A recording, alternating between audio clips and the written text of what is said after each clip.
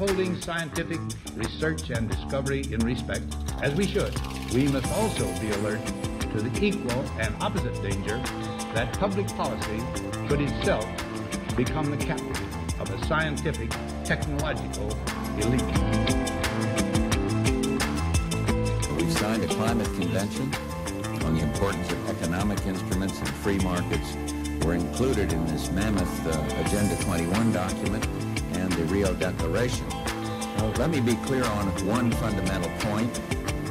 The United States fully intends to be the world's preeminent leader in protecting the global environment. Coming up, Technocracy News. And greetings. This is Patrick Wood for Technocracy News and Trends. Today is April 18, 2019. We're going to attack our stories backwards today, starting out with Africa gets smart housing while buried in poverty. This has been a pet peeve of mine for many years, that Africa is the poster child of poverty in the world. I'm not sure that it should be, but it is, and the United Nations has made it so. And so when the United Nations created its Sustainable Development Goals, the first goal that it had, number one, was end poverty in all its forms. So they're pledged to end poverty everywhere in the world, and they look at Africa in particular as the poster child of poverty, and they say they want to help people lift them out of poverty. But the question is, do they really do anything to lift them out of poverty? I say no. This is a shame, too, because the people in Africa are just as much people as we are in America or anywhere else in the United Kingdom or in China, anywhere else. People are people. And the people in Africa deserve just as much freedom to pursue life, liberty, and happiness as we do, even though they don't live under the same constitution, of course. But in this story, while the UN is pledged to end poverty in all its forms, they're providing not energy, property rights, or capital. They're providing now 3D printed housing made from waste products. What a great use of technology. Going to rescue the world by printing 3D housing made from waste products. In spite of all the hoopla, I expect that many Africans are scratching their head over this one. A lot of them would rather just have clean water running on a regular basis in their communities. They probably would like to have actual energy via transmission lines instead of solar panels that only work during the daytime and provide minuscule amounts of energy to run their smartphones. I have a feeling they'd like other things other than 3D printed housing made from waste products. But still, here's what the article says. Africa is urbanizing fast as its population grows and many flock to cities in search of jobs, education, and health care. Studies show that hundreds of millions of more Africans will live in cities over the next 3 decades. And by the way, that is an assumption that cannot be relied upon. It may happen to some extent, but it's not reliable. It goes on to say, many of these new urban Africans, however, are likely to end up in informal settlements. Already an estimated 200 million Africans live in informal settlements, often without access to energy and sanitation.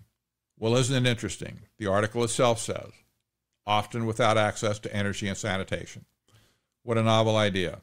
How about let's give them energy and sanitation? I think that might do a lot to pull many Africans out of poverty right there. Energy and sanitation. Well, the United Nations and UNEP have been meddling in Africans' affairs for so many years. This is just one more example of where they fall short. They miss the whole point of what they're supposed to be doing in Africa, and instead throw them little meat scraps like 3D printed housing made from waste products. Well, there's not much we can do about it in America, but it is unfortunate that America pays most of the bill to fund the United Nations to do projects like this. The next story is related to our last one a little bit, but Google, you might remember, has had a massive interest in laying fiber optic cable all over the country. Actually, its parent company Alphabet has a subsidiary where that's their primary business. It's installing fiber optic cable. So they've done it in many cities across the country, and they've offered fiber optic cable services to consumers and businesses. And that's been welcome in those communities. They've come to rely on it in many communities. But now Google has decided to abandon its fiber optic business. But there's a problem. They left a big mess in a lot of these cities. They dug up streets. They dug up people's yards. They laid fiber optic cable all over the place, and now it has to come out. So Google is now paying cities to restore their infrastructure. It's going to cost them a lot of money, by the way. Of course, it's money that Alphabet and Google have. They got plenty of cash. But Google now has seen the light on 5G communication technology, and they realize that fiber optic cable is just simply no longer needed because 5G will provide almost the same speed and require no buried infrastructure at all. Now, having said that, we must realize that fiber optic cable is really the ultimate solution to high-speed, non-intrusive, non-invasive technology that will not harm humans because it's all contained in the cable. There's no radiation that emits from a fiber optic cable. There are risks with 5G communication, but that doesn't concern anybody at this point. The technology's been released, and it's going to be installed and rolled out, and American citizens, cities, counties, etc., will have very little to say about it. It's a fait accompli. Anyway, Google is in a fiasco right now, digging all this stuff out, paying cities to restore their infrastructure, and I seriously doubt that that they will deal with all the hubris that they've created, and many cities just going to be left in the lurch. The third story is much more serious. The Trump administration recently held a press conference at which they stated that the 5G rollout is a race that America must win. Must win. The article starts out, President Donald Trump and the FCC on Friday, that was last Friday, announced several initiatives to spur 5G network growth in the United States. Quote, says Trump, the race to 5G is on, and America must win. He noted that 92 5G markets will be ready by the end of the year, outpacing South Korea, which is on a pace to have 48 markets live by the end of 2019. He goes on to say, it's a race our great companies are now involved in. According to some estimates, the wireless industry's plans to invest $275 billion in 5G networks, creating 3 million American jobs quickly, and adding $500 billion to our economy. The article goes on then. 5G is the next generation of wireless network that will enable faster data speeds.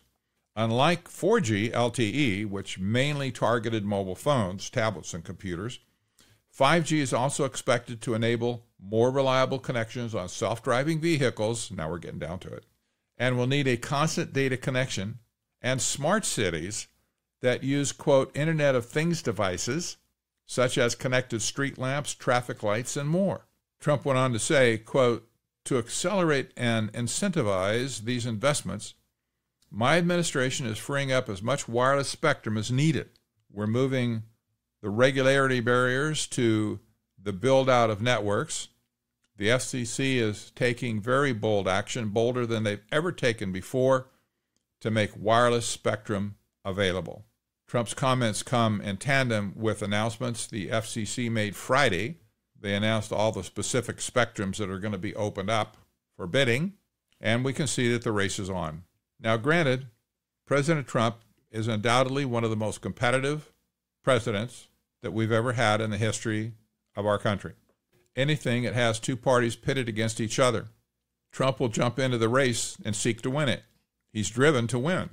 He sees this as a race. This has been sold to him as a race.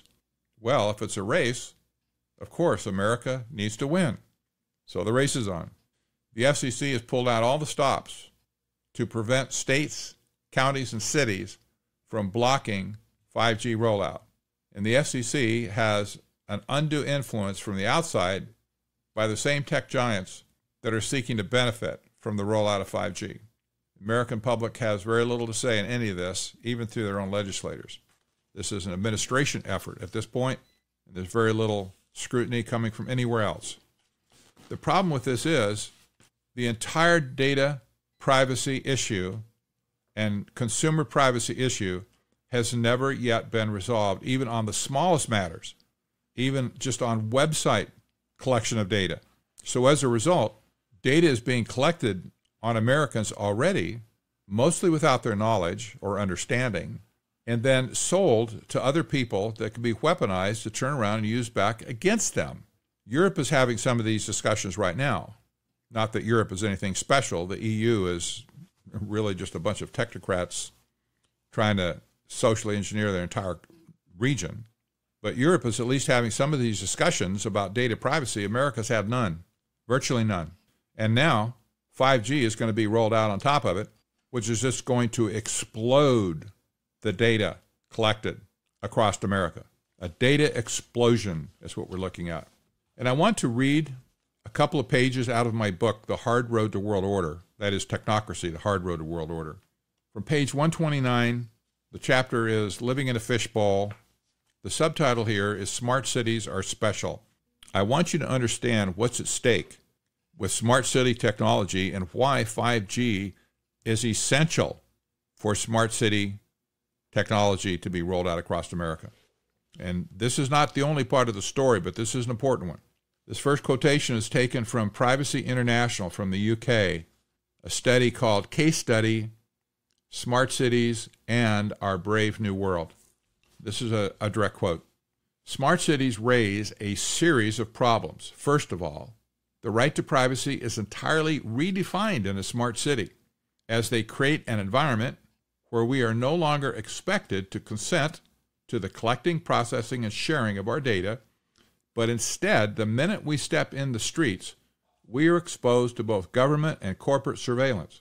And not only is there no opting out, but more likely than not, you will not even know that data about you is being collected, close quote.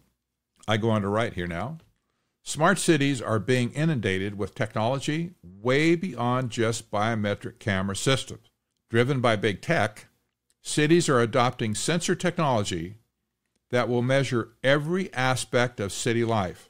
Sensors are being built into light poles, street corners, bus and train stops, public service vehicles and neighborhoods. Smart grid technology monitors all usage of electricity, natural gas, and water. Smart buildings are being retrofitted with sensors that monitor everything that happens on every floor, from person movement to elevators to air conditioning. Collectively, this adequately showcases the so-called, quote, Internet of Things that will come to life as 5G wireless technology is rolled out. In fact, the IoT is smart city technology. IoT, Internet of Things, sometimes called the Internet of Everything, literally connects everything into a single database with multiple viewing angles. To all of the things mentioned above, add smartphones, laptop computers, routers, credit or debit card readers, store transactions, items tagged with RFID chips, and so on. Most smart city designers have worried about the one thing that could block their implementation efforts. Now listen, I'll read that again. Most smart city designers have worried about the one thing that could block their implementation efforts: the lack of connectivity. This risk is completely nullified with the new 5G wireless communication standard that will be fully rolled out to America by the end of 2019. 5G is far more than just a smartphone carrier. It will allow any physical device to be data integrated at speeds approaching that of fiber optic. 5G is 23 times faster than 4G technology, approaching 50 gigabytes per second. However, the real breakthrough in 5G has to do with latency, or the turnaround time needed to initiate a transfer.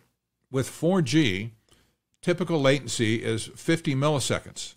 5G turns the same packet around in 1 millisecond. This is an improvement of 50 times. When the IoT is fully enabled with 5G technology, the entire data feed no matter how large, will be instantaneous. Thus, today's AI supercomputers will be able to model the entire city's activity in real time. Now, this is not science fiction. This is technology that's in place right now, waiting for the rollout of the 5G connectivity system. I need to continue now with another topic called geospatial intelligence, or GeoInt, G-E-O-I-N-T, geospatial intelligence, because this comes to play in smart city implementation as well. I wrote, the drive to smart city transformation entails all of the above-mentioned technology into a relatively new discipline called geospatial intelligence, or GeoInt, and it is being used extensively in attempting to manage hordes of people in urban environments. GeoInt was originally conceived as a discipline by the U.S. military for military purposes of, quote, mastering the human domain, close quote, on the battlefield.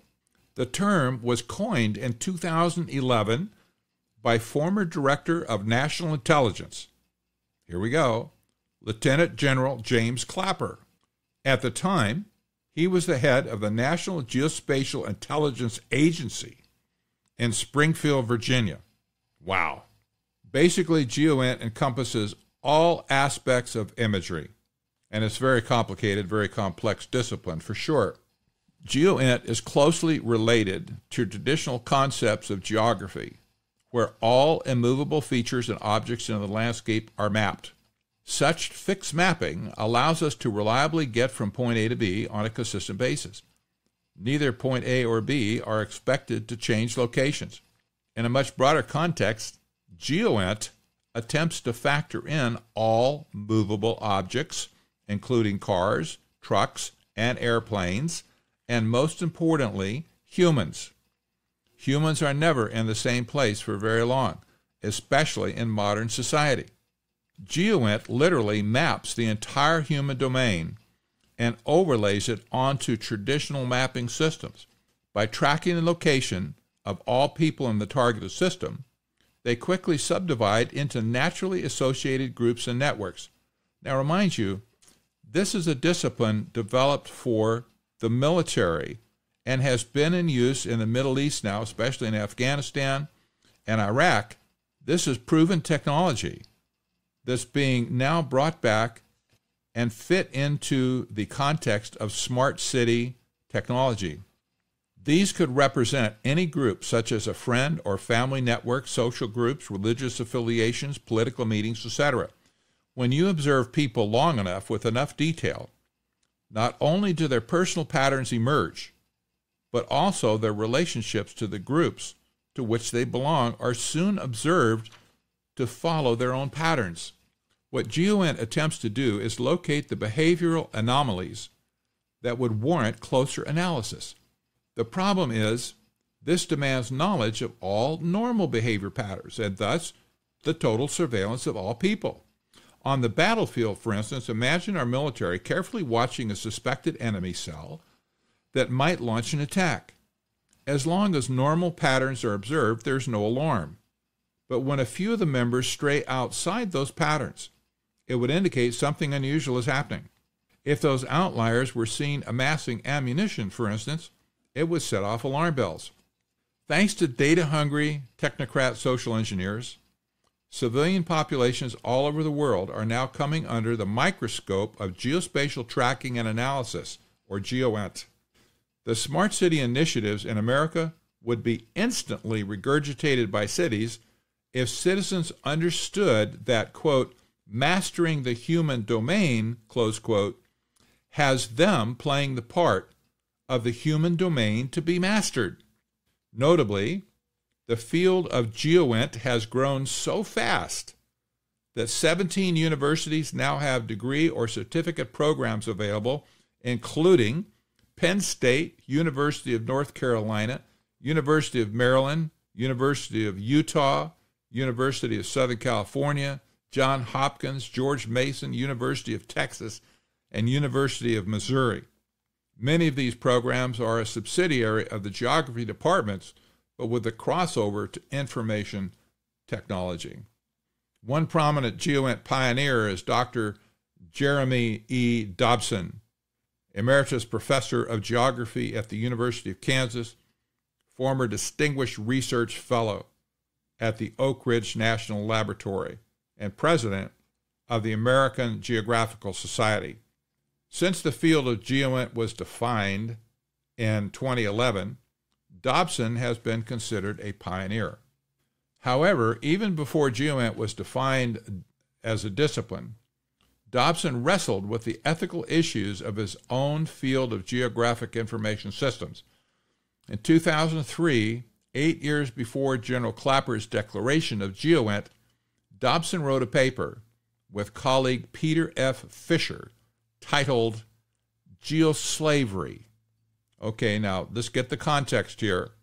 This is a pioneer of geospatial intelligence, an esteemed professor and mover and shaker in this world, wrote an article called Geoslavery, in which he wrote, and I quote directly, "Human tracking devices, however, introduce a new potential for real-time control that extends far beyond privacy and surveillance per se. As a result, society must contemplate a new form of slavery characterized by location control. Geoslavery now looms as a real, immediate, and global threat." Close quote. I continue. Society has failed to contemplate geoslavery, even though it has had ample opportunity and reason to do so, concluding that geoslavery is, quote, "the ultimate fulfillment of George Orwell's Big Brother nightmare." They note that instead of watching 20 or 30 people at a time, location-based services can monitor thousands or even millions simultaneously. Today, as in China, we could raise the count into the billions. So you see the problem, my friends. 5G is bringing to us a disruptive technology that could turn the world upside down. And, in fact, it fully intends to. Putting these kinds of tools into the hands of technocrats can only lead in one direction.